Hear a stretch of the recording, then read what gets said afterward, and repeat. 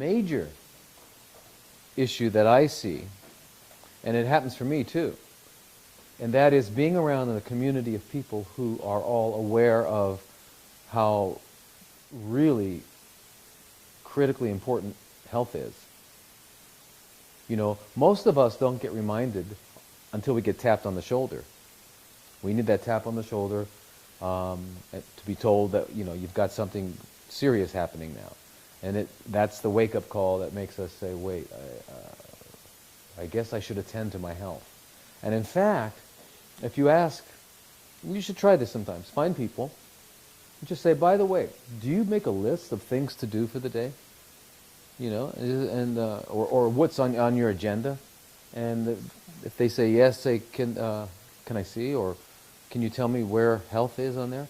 And you'll find out that most people don't put health on there. And here's the irony of it. If you don't put health on your agenda, it will find its way to the top. You will find yourself consumed with it, either being in a place like this, or the way the other people go that are sitting in doctors' offices and walking out with bags of pills, or undergoing surgeries, and you find out that you're spending your whole life doing that, unless you attend to your health. And so really, all that cancer teaches us, heart disease teaches, all these conditions that we know of that really should teach us, is just to wake up.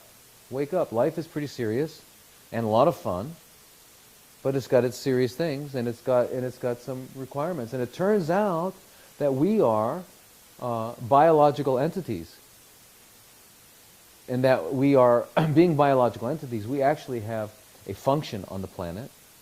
We have certain things we do, certain things, and part of those things that we do, part of any creature's function is what it eats. That's why a creature comes out of its niche. You'll find a shark in a saltwater niche. It needs to be in a saltwater niche. And a polar bear that won't do too well on the equator. And so each creature that exists in nature, it comes out of that niche, and it has, what do creatures do? What do? We engage in survival behaviors. When we're not engaged in survival behaviors, you know, that's when we have leisure. What the modern world has done is it's taken away really leisure, and you wind up, you know, I don't think people are actually having fun at malls. You know, it's a lot of work. They're there, they're spending money that they worked hard for, and they're looking in the windows, and they're looking at these models, and they don't even, and then most people are thinking, I don't even look as good as this mannequin. You know, and our society is turned upside down. We think you have to be young, beautiful, rich, and thin, right? So if you're getting away from that, if you're aging or anything like that, so all that leads to anxiety. So our culture really doesn't allow for real leisure. We're working all the time, and a lot of people have 2 to 3 jobs. Or an organism's behavior, most of its behavior is survival. So you look at any animal, like a giraffe. It's busy foraging and stuff. When it's not, it just hangs out.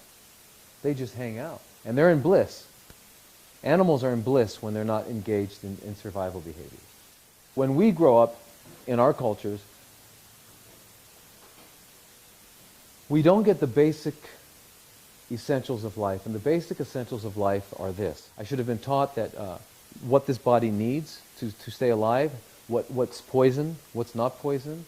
Why is it so essential to go to sleep early? You know, because we're diurnal creatures, and our hormones and all that sort of thing. And we'll actually have more fun the next day if we did get rest. We don't learn that. We don't learn how to take care of this earth suit. We don't learn how to take care of our psychology. Do you know how important it is to touch? Touching is very important. People need to touch. It's very important. Hugs are really, really important.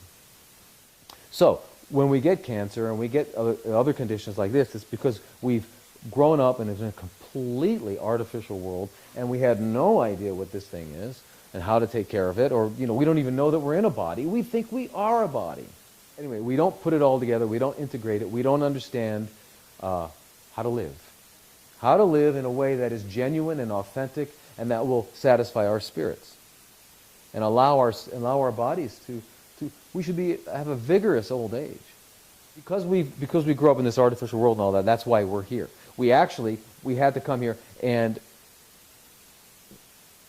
we have to get cancer, we have to get heart disease, we have to find it hard to breathe, we have to get something that's going to say, wait a minute, we really need to be, sometimes it's not a tap on the shoulder, it's a punch, right, to wake us up.